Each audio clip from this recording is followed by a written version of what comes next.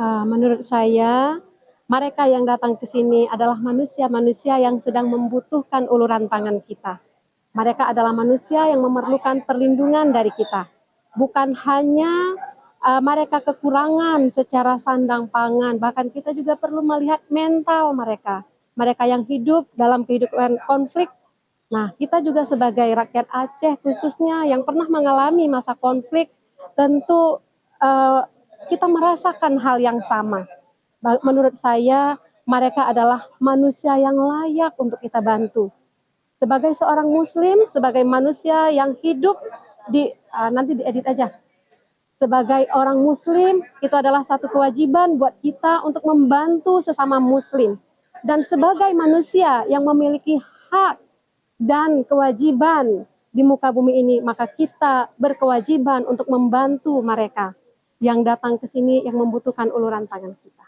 Secara mental itu melihat mereka seperti apa?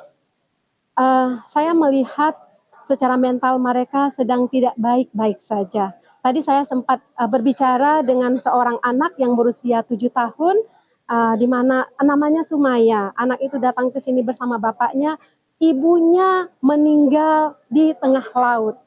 Nah, dari pandangan anak, maka anak itu sudah terlihat bahwa mental dia sedang tidak baik-baik saja.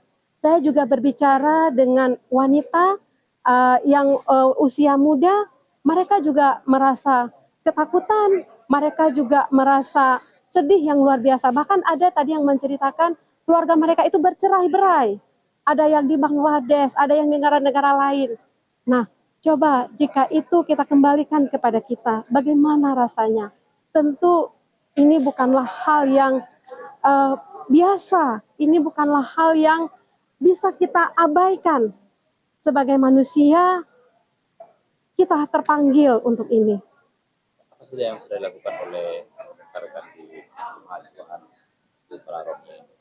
Saat ini yang pertama kami mengedukasi kepada teman-teman, kepada mahasiswa juga bahwa ketika kita melihat mereka, yang pertama kita lihat mereka sebagai manusia yang punya hak dan kesempatan untuk hidup di muka bumi ini, yang membutuhkan uluran tangan kita.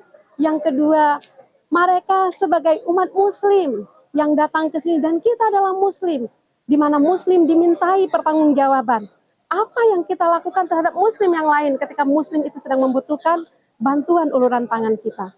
Nah, selain itu kami secara bergotong royong mengumpulkan dana untuk menyalurkan bantuan kepada mereka.